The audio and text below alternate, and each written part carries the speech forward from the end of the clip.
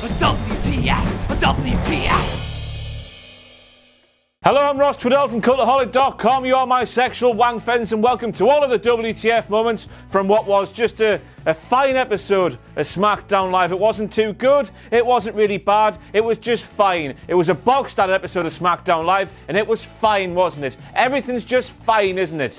Fine. Brie Bella made it through the ropes without nearly ending her life. Get in there! Of course, I'm just joking here, everybody, but I was thinking about Brie Bella's 2 falls from this week's Raw, and I was thinking to myself, Jesus Christ, WWE, she's been away from the ring for 2 years, she's had a pissing child, don't make her do really hard things in her first match back. And yes, my voice went a bit there because I'm really emotional. Every single match of one of your shows doesn't have to be a Seth Rollins or a Finn Balor flippy-dippy-doo fest. Have a bit of variety. Look it all in. Every single person who watched that went home happy because there was something on that show that would have tickled their bollocks. Just think about that in future, right? There's a Ram Ranch sign there, and to show you why this is a WTF moment, here's Adam Pacitti with a dramatic reading of the opening verse to that there song. 18 naked cowboys in the shower at Ram Ranch.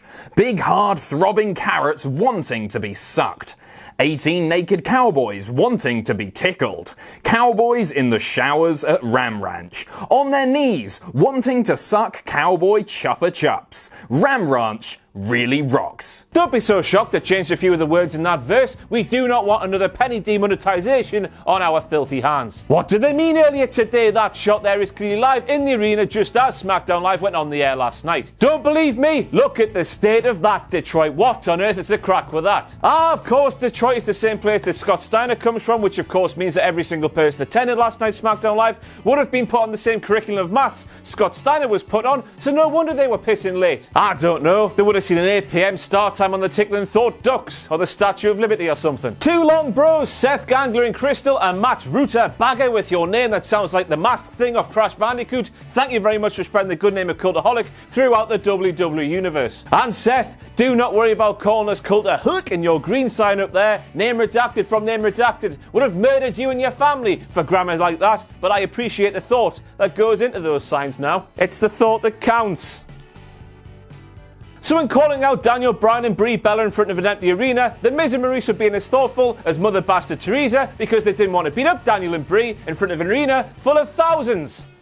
Tens, fans in attendance and the millions watching around the world as they stood there in an empty arena in front of 2 cameras, filming for WWE.com, WWE's YouTube channel, and God knows what else. I don't know about you, but to me this felt like when one of those horrible YouTubers are having an episode and they think, bloody hell, I must pick up me camera and film this. Because of course, the first thought everybody has when they're having a breakdown of something is, oh, I better pick up me camera, film myself, and let the world watch us doing it. Prosthetic arseholes. Remember at the start of the video when I said WWE shouldn't have Brie Bella do things a ring rust means she can't do? Well, why do they have Andrade, Cien, Almas talk? I didn't catch a word of it, and it's not his pissing fault. I know, ironic. You can't understand a word I say either. Haha. English isn't his first language. He clearly hasn't been speaking English for very long, so why make him speak English in front of the entire bastard world? Isn't the entire point of him having Zelina Vega alongside him that he doesn't have to talk? Why is she not being used to do her job? Watch, they'll be launching a campaign to get Team WWE in the Olympics very soon and have Hornswoggle do the bastard high jump. Stop making people do things they can't do, man. Made a grave mistake, Corey. Andrade, Cien, Almas is the equivalent of Cristiano Ronaldo in Mexico according to Corey Graves. Are you sure, blood? So he's just arrived at a new club. So in Andrade's case, SmackDown, and he's on the longest gold drought in bare time. I don't know how to apply that to wrestling. And people are questioning where he's good as he used to be. That's a good way to build a new star on SmackDown Live, Corey Graves. That reference would have worked a few months ago, but not now with that gold drought in mind. You should have picked John Joe Shelby or Paul Dummett or somebody class like that. And you don't know who they are, so let's move on. It can't be.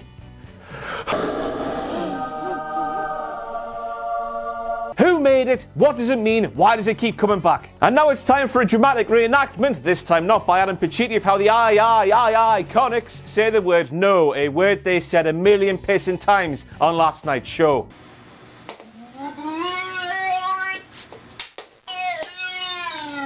Lovely cheap heat though, ladies. Keep it up. Now, if you are on the fence about watching WWE Evolution, do not be, because that sign there, it tells half the pissing story. And there's no doubt about it, upon seeing that sign at last night's SmackDown Live, Byron Saxton started to cry. Cry really hard. Cry so hard, he cried all the way home to his bastard mother, who in turn made an apple pie that made his toes curl. If you know that reference, you know it. And if you do know it, I'm sorry you know it, because it's really weird. So early in the night, we saw The Miz on SmackDown Live claim he was at the finest Italian restaurant in America, right here in Detroit. But then, later in the show, he rocks up to the arena to see Peyton to tell her that the restaurants in Detroit do not serve food he would give to his dog. Aye, because it's the best food in America, isn't it, Miz Pal? You said that earlier in the show. Surely, a dog cannot be that much of a good boy to deserve the finest Italian cuisine in all of America, right here in Detroit. No dog's ever that good. Don't be so silly now. And anyway, we all know they eat the pedigree chums that reside in Brock Lesnar's mouth. Made a grave mistake. SAnitY lived to bring the chaos, and they have done in a big way since arriving on SmackDown Live, apparently.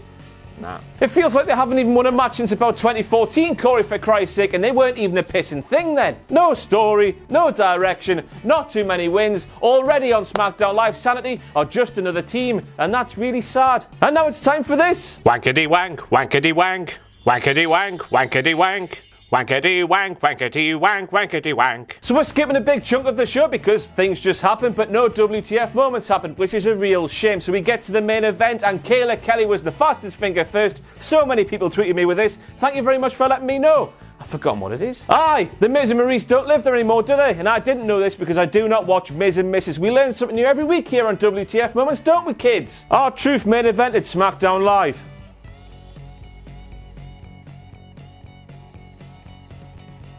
I don't need to say anything else. But also, what was simmering along as the next big feud in the wrestling world was just cast aside like a prom night dumpster baby. As Carmella came out singing the same song with R-Truth as if they were Jay-Z and Beyonce. And not just that, they're a team on the Mixed Match Challenge as well. Never has so much potential just been thrown to one side so recklessly since Sean Pissin O'Haire. Shame on you, WWE. Shame on you.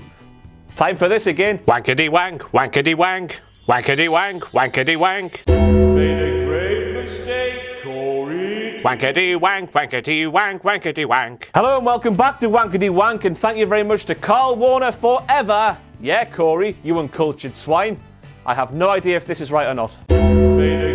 Really, really good thing, Corey. Saxton, you thought that Cardi B was heart medication. R-Truth's been asking what's up for 20 years, and he still hasn't got an answer. Now, I know here on WTF Moments I give Corey Graves a really hard time, but last night the man was on fire, so I'm going to pat him on the arse and give him a well done, which in turn is a WTF moment all by itself, is it not? R-Truth wins a main event at SmackDown Live.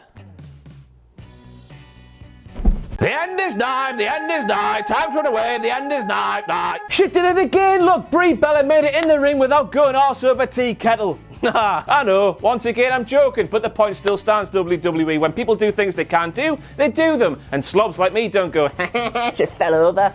I'm a pathetic mess. So we ended the show with a countdown timer for The Purge, and I simply do not know how that's possible. How could anybody know when that brawl was going to come to an end? It's not as if these WWE shows are scripted, are they?